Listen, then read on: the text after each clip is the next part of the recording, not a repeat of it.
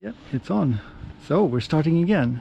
Part 2 of the Kungsleden, isn't that so? What's the weigh in on this? That's 10, It's 11, 12. Why is it 12? 12 and a half. Well, we need to eat more. Oh yeah. Yes, same weight as mine. 12 and a half as well, yeah. So this is the Abisko fjällstuga. And that's Kungsleden, starting from the north, going to the south. So we had to abandon the trail about a month and a week ago to go back to London for work. This is the Abisko station going south. So this time we're going from the north to the south, and we're gonna go all the way to Kvikkjokk, where we ended the last time. So it's 2 stages left, and we might or might not walk up Kebnekaise. We'll see. We are about 100 meters in, and this would be the start. It's always looking pretty cool there. Already looking pretty cool.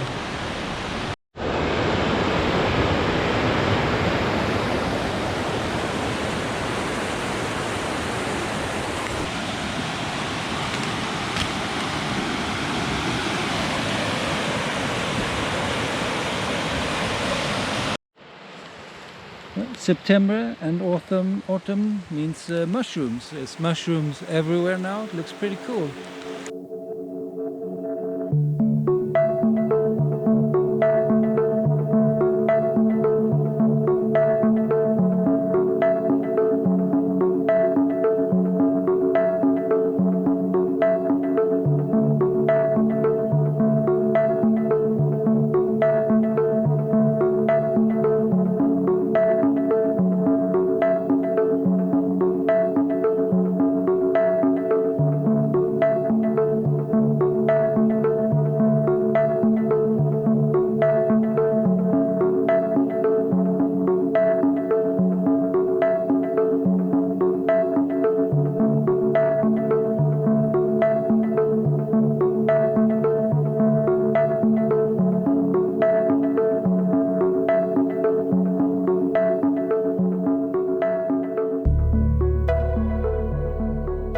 Good morning. How did you sleep? It was okay. Only the helicopter woke me. And there were actually, did you hear them? There were like, I think 2 or 3 other helicopters. Really? Circling around. Oh, they came back, circled around, but not so close. Yes. Oh, I thought it was the same coming. I don't know. Yeah, but that helicopter was crazy, wasn't it? That's shining a light right into our tent.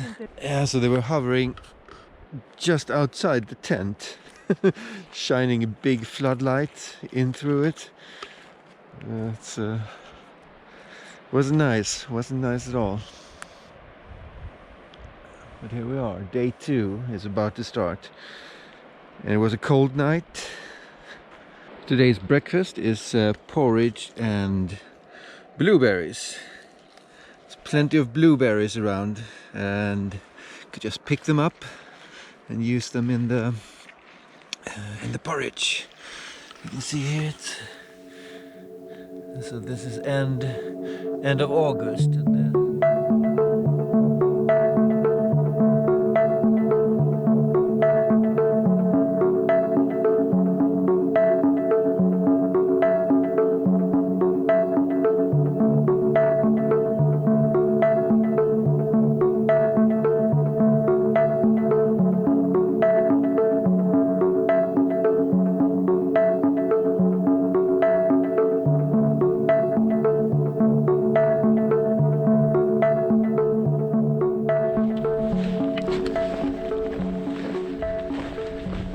we actually met the guy that the helicopter was looking for. They tripped and he fell down 20 meters. And that's why the helicopters were out yesterday and woke everybody up. That's it. He said the helicopters were looking for him. He actually said 3 helicopters were looking. Yeah, even the tourist helicopters were looking for him, so he was very proud of himself. But he seemed, well, not fine. He said he coughed blood and his nose was scratched up, and He seemed a bit confused. he seemed confused. He has a concussion. Yeah, he could have had a concussion, to be honest.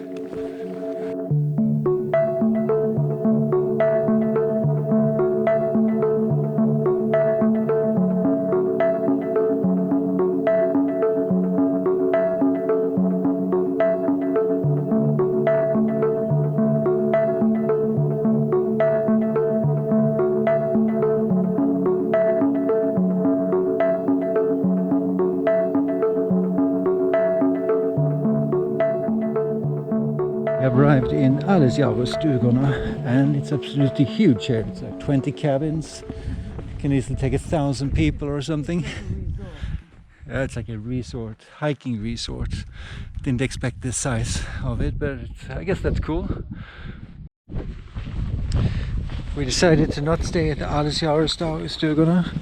It was quite expensive, even with an STF card. It's 450 kronor per person. That's like 45 euros per person. So we're going to continue up, maybe an hour's walk, and camp there. It's the second night coming up, and we decided to camp maybe 4 kilometers from the stuga, and found a nice spot. Oh, morning. It's day 3 now.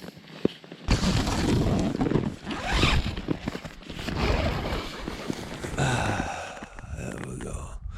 This is as good as it gets.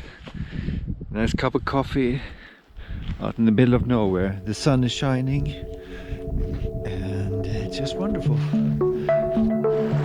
How are you gonna get over, Bob? It looks treacherous.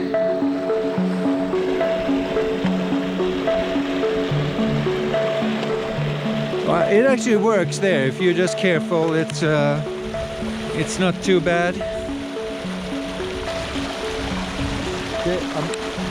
The big jump.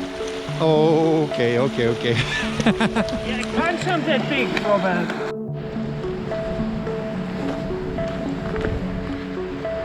We have a tiny bouncy bridge ahead of us.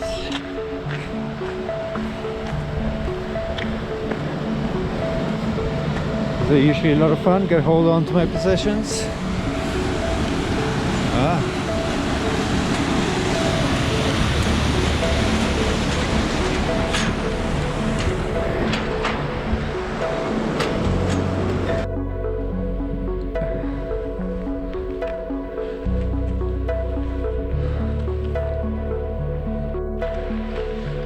This up here would be the river that you would have to wade through if it's high water. Now it looks like it's super low water, so we'll probably just walk across it. But when the meltwater is coming down, this is it's a bit of a challenge, I heard. That over there would be the Kvikkjokk stugan. So we made it up to the Kvikkjokk pass. This will be the side trail going over to the Kvikkjokk hut. We're not going there because it's a bit of a detour. There's nothing there, no shop. Rocks. So this stretch here, it's been filled with rocks. It's annoying, of course. Going up to that cabin on the top there. We're gonna have our lunch finally.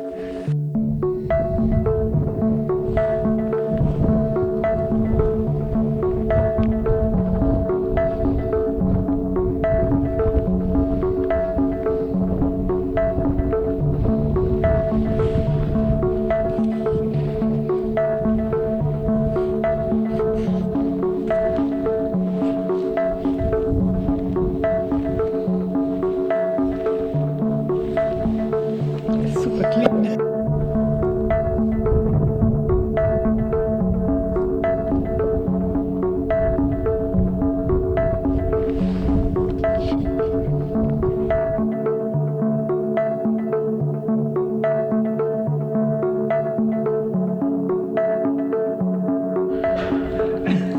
Judge John Hodgman, huh?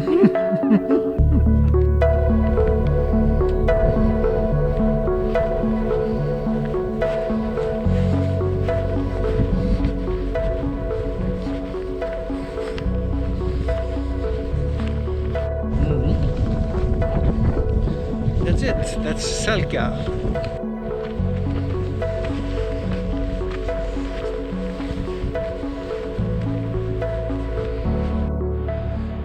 Camp spot for night 3 is set up, and we found a nice place by the riverbank. It is quite chilly out here, probably the coldest so far. It's an absolutely stunning place.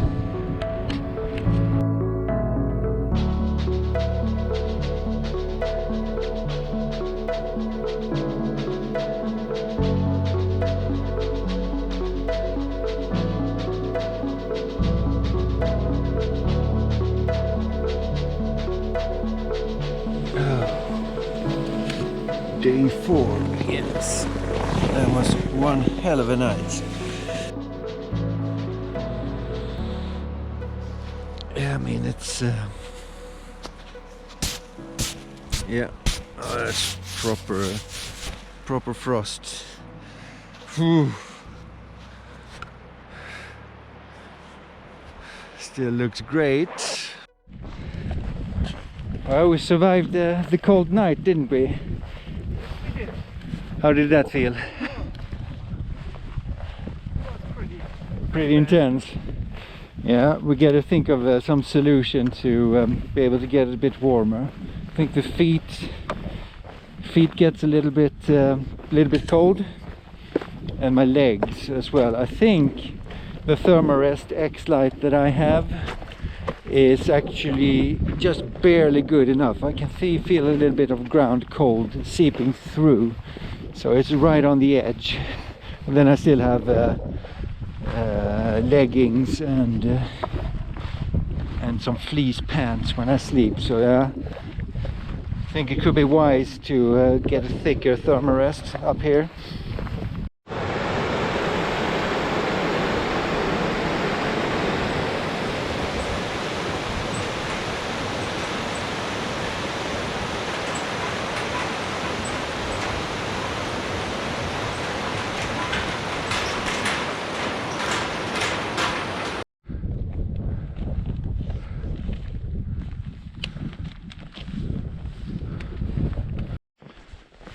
We're now coming into Zingi, which would be the launch point for Kebnekaise treks. So, got those fells over there, the Kebnekaise fells, the Tarfalas. We're not going there, we're just going to continue on south.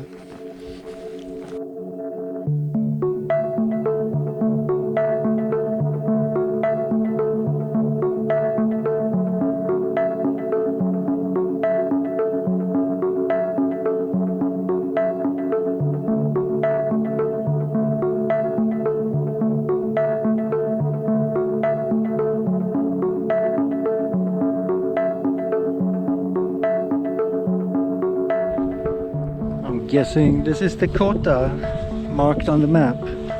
Well, don't count on this for protection against the elements. We are getting closer and closer.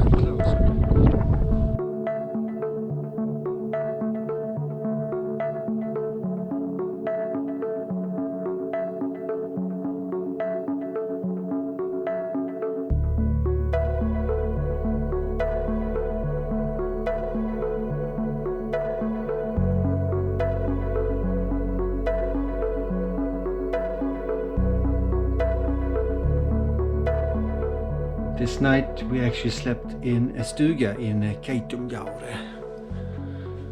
It was super nice. We were running a bit late and it would have been a fight to get to the next stop. But so we decided to stay here because it was going to get very cold this night as well. It was apparently -3 yesterday night. Could expect something similar now today, but we'll get back down to lower ground very soon, so it's going to be slightly above zero then when we try to sleep. Yeah, we're moving on. So it's 5 o'clock in the morning and we need to get to the boat before 9.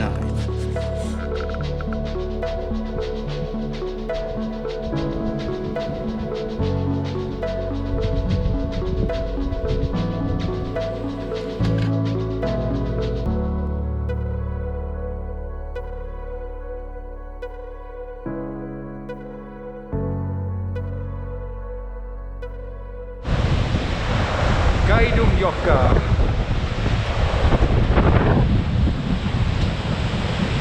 We're now starting the climb of the day, and it doesn't look too bad. Nothing really is on Kungsleden. This is where we're going to take the boat. Leaves in 1 hour, so just got a couple of 100 meters down. So made it to the boat place. It's quite the rough descent actually.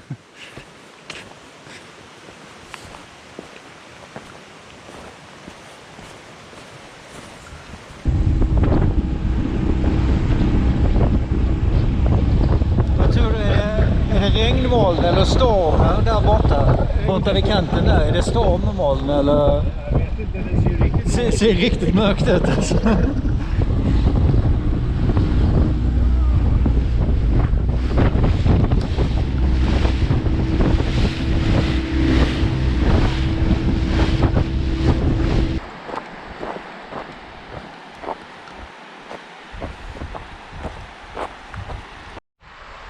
Made it across. It was actually a bit tricky finding a good spot to wade across. Very slippery stones. So there was a sign just before we came down here that said bridge, and I guess that could be a good idea to turn off there. What did I do? What did I do, Bob? Did I? You said no, don't take the one with the bridge. Oh, that's no, what I said. No. No, you got kalty foos. And got wet shoes. It's like I'm wet up to here, Robert. Because I had to go through the river. Oh.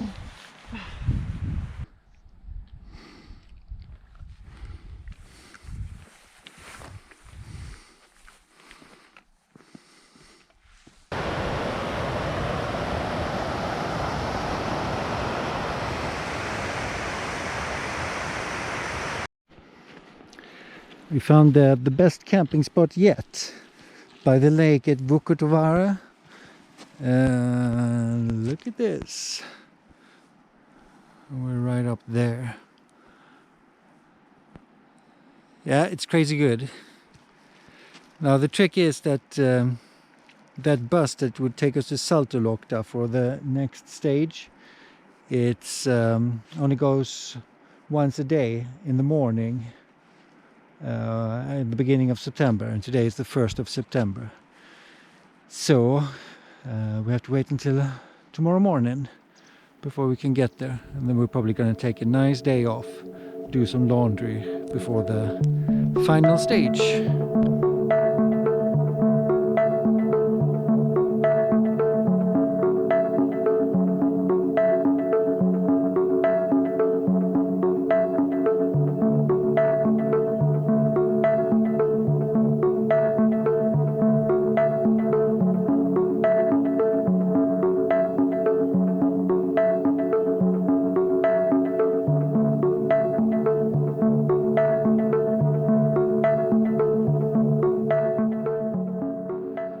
This would be day 6. I'm just waking up by the lake to a fantastic morning. Had an excellent sleep. The quilt performed well. I didn't freeze anything. It was just perfect night.